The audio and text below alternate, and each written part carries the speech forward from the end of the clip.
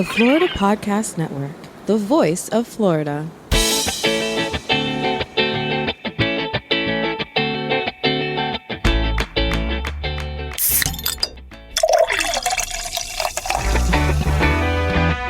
From Mallory Square in Key West to the Governor's Mansion in Tallahassee and all points beyond, you're listening to the Florida Beer Podcast, powered by FloridaBeerBlog.com, your source for all things related to the craft beer community in the Sunshine State.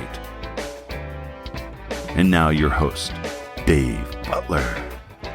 Welcome to another episode of the Florida Beer Podcast, powered by FloridaBeerBlog.com. This is Dave, your host and author. I have kind of a fun episode for you, a special episode for you. So I think we are going to jump right into it by heading to Tallahassee, our state capital, home of FAMU, home of Florida State, and home of Ology Brewing. They've got a couple locations there, plus a production facility, distillery, coffee roastery, all sorts of fun stuff.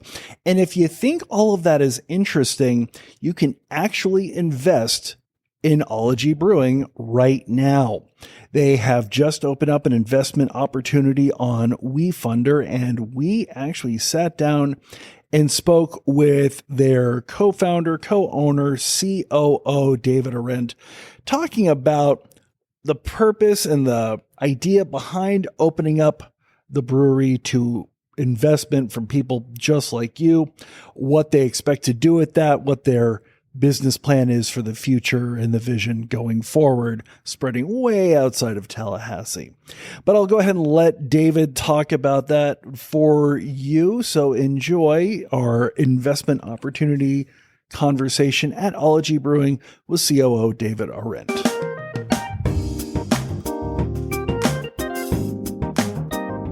Can you give us a little bit of a rundown of the history of Ology? Because you've been around, especially in your hometown of Tallahassee, for a significant amount of time. Yeah, we've been around this. We just celebrated our 8th anniversary, which is a crazy thing to think about. We started with the intent of just being a little tiny brewery in the Midtown area of Tallahassee, and things got out of control in an amazing way. We quickly started producing our signature hazy IPA, and it just completely exploded in popularity beyond our wildest imaginations. We after only being open for a couple of years, we got invited to the Pekala beer celebration in Copenhagen and several other large festivals like that. And it just totally changed our trajectory. It's been a wild ride. And then back in 2020, we, right at the beginning of COVID, really, we started the distilling arm as well. And so at this point, you now have a distillery. And the distillery that distributes throughout the state, correct? Correct. Yep. Okay. And we have that, and we also have 4 different tap rooms now too. Yeah, because you've got the 3 that are in Tallahassee, and then you took the original Angry Chair location in Tampa, if I'm correct. Correct. And then you have coffee as well. Correct. 2 of our locations, our original location in Midtown, and then our location on the north side of Tallahassee. Both of those have a coffee program as well. Gotcha. So obviously, you've grown quite a bit. When did you decide that an investment opportunity was the right next step for Ology? We've had investors along the way, most of them family and friends, and a few other investors that saw Ology as a thriving business that was a good investment opportunity. And so collectively, we've raised almost $2 million since our inception to help fund things like the additional tap rooms and our production space and other things like that.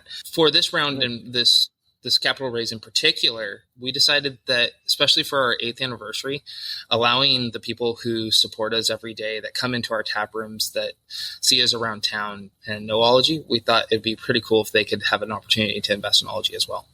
Well, and I find it interesting that you use the word investment, because this is not necessarily a fundraiser, and this is most definitely not a mug club, correct? Correct. Correct. No, this is a investment opportunity. If you believe in Ology and our potential for growth, this is your opportunity to own a piece of Ology. Now, is this like a stock raise, kind of like an IPO, or how does this work? Because it seems to be a little bit. Yeah, so it's not an IPO. That would be an initial public offering. That would give investors the opportunity to buy and sell their shares of a company. This, however, is an opportunity to invest in Ology. As of right now, there is no way to sell those shares. So you would be holding them until there was a liquidation event within Ology. Okay. If we were to sell Ology, or if we were to have a different investor come in and buy up those shares. Long term, our goal is to IPO. That would be our goal, which would then provide that opportunity for any of our current investors to then sell their shares if they wanted to. Interesting. And with, obviously, you've had a significant amount of growth in those 8 years with this offering, with this investment opportunity. What is the plan for when those funds arrive, when you've got enough investors? What are the next steps that you're going to be taking with those? Yeah, so the biggest thing that we're targeting to use for those funds is expanding our sales staff. We currently have 2 sales staff, one person that covers all of Central Florida and one person that takes care of all of North Florida. And our goal would be to hire additional sales staff that would cover the entire Miami and South Florida area, and then additional people up in Atlanta. And depending on the success of this race, expanding from there into the effectively anywhere that's within an 8-hour radius of Tallahassee. So, your Charlotte's and Nashville and New Orleans, all of that area. It's one thing to have North and Central Florida locked down, but you're talking about multiple states. Will expanding operations and the output be a part of that as well? There are some small things that we would have to increase from an operational perspective. We would need to upgrade some minor things like our canning line. And, one of the big things, we've been very strategic about how we've grown to this point. Anytime we've purchased our large equipment, we've made sure that it's oversized and ready to scale up. So for our production facility currently is running at about 40% of our total capacity. We see a lot of opportunity from there. And we have other strategies in place as well to make sure that we're able to produce all the beer we need to. Gotcha. For the investors, who would you generally expect is the kind of person that would be investing in this opportunity? Who do you kind of see as your target audience? That is a great question. And I would say our target audience is craft beer enthusiasts, people who I think enjoy craft beer and spirits enthusiasts, I should say. And we have learned within Ology that doesn't usually fall into a nice little box like we originally thought it did. I think 10 years ago, there was a very strong stereotype that it was the young middle-aged man that was involved in craft drinks. And I think we're seeing that that's not the case anymore. Our tap rooms, you can walk into our tap rooms and see everybody from the college students getting coffee in our tap rooms to 70, 80-year-olds having a Bible study up at our Northside location with a beer. So we see the full gambit of people being involved in partaking both on the spirits and the beer side. Awesome. And obviously this is not the official launch. It's been out for a little while. How has the response been from not only your regulars, but the craft beer community as a whole? It has been absolutely amazing. Seeing the people that have known our brand for a little while, maybe seen it here and there, gone to a craft beer festival and tried our beer there, or the locals here in Tallahassee that, just come into our tap rooms once a week or anything like that. We've seen the entire gambit of people invest on that perspective. And when somebody does invest on WeFunder, there's an opportunity for them to write us a little message. And it's been so fun reading those and, seeing the love that people have for Ology. And obviously the people are one thing, but the local businesses that you have there, especially since you are, obviously the state capital, and having a business grow and thrive benefits everybody. What has the local business response been to the offering and the idea of what you're doing? Nothing but amazing support. For a lot of people, they're not very familiar with this style of fundraising. And so I think it's been a little bit eye-opening for a lot of people that this is a cool opportunity that most people haven't thought of. That's kind of awesome. Okay, so if somebody is interested, what is the process like? What do they have to do? Yeah, so the best way to find out about it is going to wefunder.com/Ology Brewing.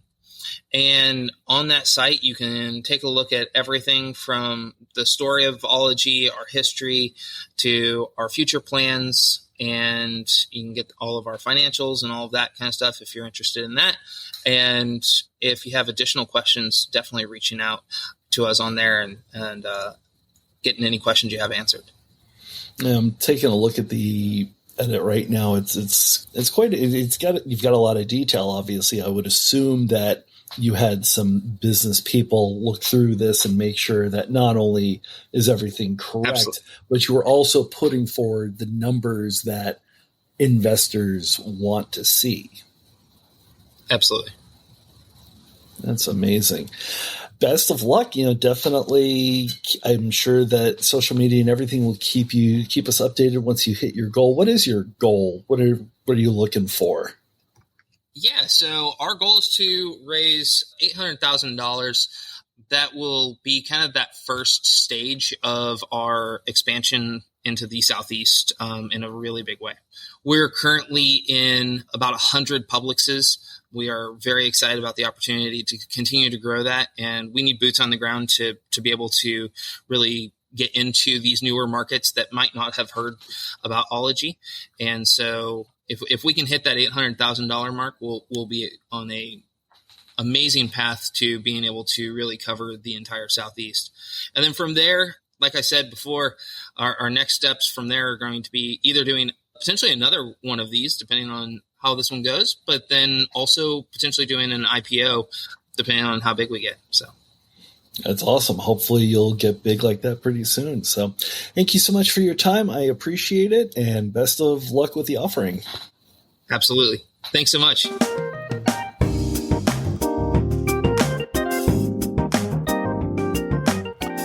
And if you are interested in investing in Ology Brewing, definitely recommend that you do so as soon as you can.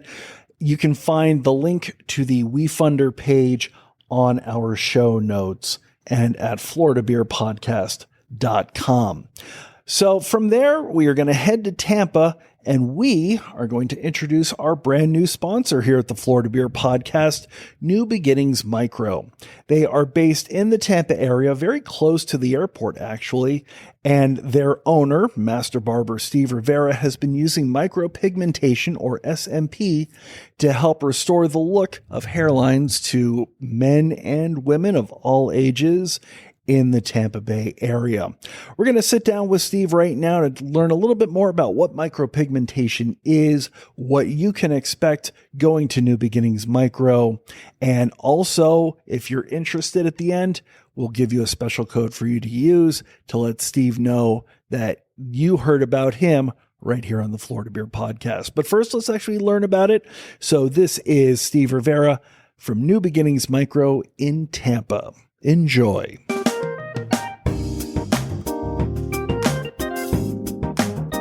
How did you get involved just in hair in general? Because it seems like you've been in hair longer than you've been in hair restoration, I guess we can say.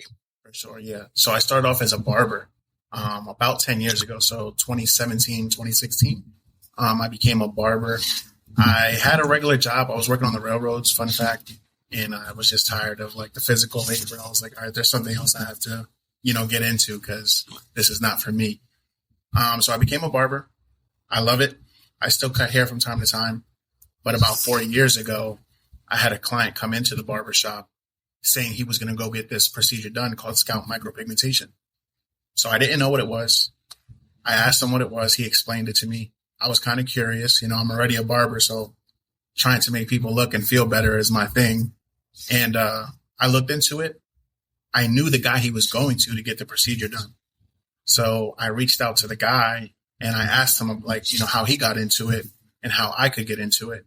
And lucky enough, he was running a course. I took that course about a year later. And that's how I kind of got into it. I had a client in the barbershop who was going to go get it done. And I figured, let me add the service to my list of services because, my client shouldn't be going somewhere else to get something done. So that's how I kind of got into it. That's kind of amazing. We are licensed tattoo artists, but it's just a different technique. We use a tattoo gun, but we use different needles. We use different ink. The ink we use does not change color. So, when we match our ink to your hair follicle and your skin type, it stays like that. So traditional tattoo ink kind of turns like a greenish tone, maybe sometimes bluish. Our ink stays the color we match to you. Interesting. And how long does that process take? Because I would assume that, I've seen other people, they've gone into a tattoo parlor and half an hour later, they've got a tattoo of something. Is that the process, or do you take your clients down a particular journey to actually get this worked on to where it's best for them? For sure. Yeah. So ours, it's a process, right? So we kind of tailor each unique procedure to that client that comes in. So just to give you a breakdown. So when a client comes in, the first thing we do is ask about what kind of hairline they would like. We map out the hairline they want. That takes about 45 minutes, right? So, and then the tattooing of your scalp kind of depends on how much we actually do. So it's anywhere from, I would say, 2 hours to 4.5 hours. Do you automatically start kind of in your mind envisioning, okay, I could do this, I could be here, so on? Yeah, I do that like when I'm out at the grocery store, I'm at the bar. I'm like, all right, how can I fix that? Now, I have to say, I've never gotten a tattoo because it seems absolutely painful. How painful is it for this process?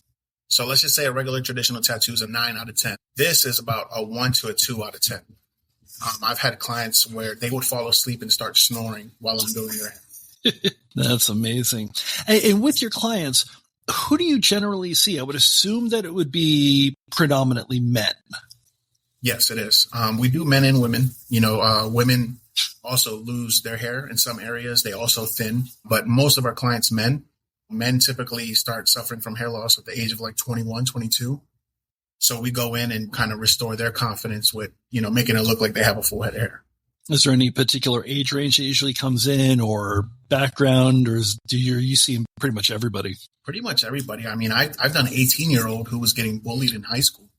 Yeah, he started going bald in middle school. Like, we had no health problems. He just started losing his hair. And he was one of my clients from the barbershop. And he asked me one day randomly, he was like, hey, I'm thinking about getting this. I'm 18. Some people are talking bad about me at school. So when he hit me up to get his done, it was kind of amazing because I wanted to help him. I just didn't want to bring it up. But he was 18 and I've had somebody that was 62 get it done. So that's, a big range. Interesting. Is this a permanent procedure or is this something that will fade over time? Yeah. So it is classified as permanent. So the ink will be there. It just loses detail over time because we don't go as deep as a tattoo. We stay right on the dermis. So you'll lose detail in about 2 to 3, 4 years, depending on how you take care of it. So you just come in for a touch up probably every 3 to 4 years. With your long-term clients, they come back and a little bit more gray on the top than it used to be, but they like it, kind of change things up a little bit that way. So gray. So when you shave somebody's head down, right, your hair follicle still looks dark. So I'm not saying it's like a dark brown or maybe a black. It's still a little dark hair follicle. Even if you have white hair, it's like a darker dot, like compared to your skin. So if somebody was to have dark hair or darkish hair when we do the procedure and then they turn white, their best option is just to keep their head really, really shaved low. That way you just don't see it, right? What we do is 2D. Your hair is 3D. People can see the difference depending on your hair color and how much hair you have left. And if somebody is interested in looking into this and getting this process done, what is something that they really need to know, either that you'll tell them on the first consultation or something they just need to kind of have in their mind as they go in to speak to you? As they go in, I think the number one thing that I would say is that we do not make hair grow back. And so you are you're over by Tampa International-ish, correct? Where are you located and where can people find you? Perfect. Yeah. We're in the West Shore area. So I'm about 2 minutes away from Tampa International Airport. You could find me on Instagram at newbeginning_micro or my website, newbeginningsmp.com, or my personal Instagram is SMP Steve. That's awesome. And can people get an initial consultation appointment right there on your website? Yep. They can go to the website. They can DM me on Instagram. Consultation's free. If they have any questions, I don't mind. They can reach out to me. I'll answer all the questions. There's no price involved. Everything. If you're curious, hit me up, let me know, and I'll answer any questions you might have. Awesome. Thank you so much for your time. I appreciate it. Maybe it's something I need to take a look at doing myself. Yes, sir. Let me know.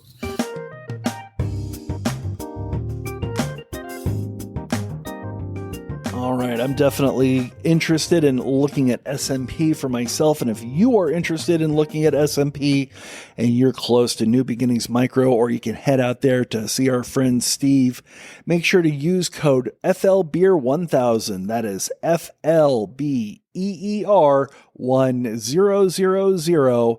And that'll get you the special Florida Beer Podcast know-how, and they'll know exactly who sent you. Thank you so much for listening to today's episode. We will be back next week with part 1 of a special 2-part episode from a brewery that I've been wanting to get on the podcast for quite some time, and it was just as awesome an interview as I was hoping for. Can't wait for you to listen to it. In the meantime, if you want more information on Ology Brewing's investment opportunity or New Beginnings Micro, please check out our show notes. You can find that right now at floridabeerpodcast.com. We're also available at floridabeerblog.com. If you are on social media, and I hope that you are, we are on TikTok, YouTube, Instagram, and Threads at Florida Beer Blog. Make sure to search Florida Beer Blog. If you're on Facebook, it's going to be FL Beer Blog. You can also email us at any time at floridabeerblog@gmail.com. If you are listening to us on the podcasting app of your choice, please make sure to like and subscribe. And if you can, things like Apple Podcasts or YouTube, you can also leave us a nice 5-star review. That'll help us get the word about Florida's craft beer opportunities to far and wide. The Florida Beer Podcast is also proudly built by the good people at Flintstone Media. If you are looking to get your podcast off the ground, Flintstone Media is the best place for you to go. And you can find out more about them at flintstonemedia.com. Our intro announcer is Jeff Brozovich. Field producer is Steve Pekala. Executive producer for Flintstone Media and Grand High Poobah is Jemmy Legagneur. This is David Butler, your host and author. We will see you next week for another episode of the Florida Beer Podcast. In the meantime, enjoy and drink Florida craft.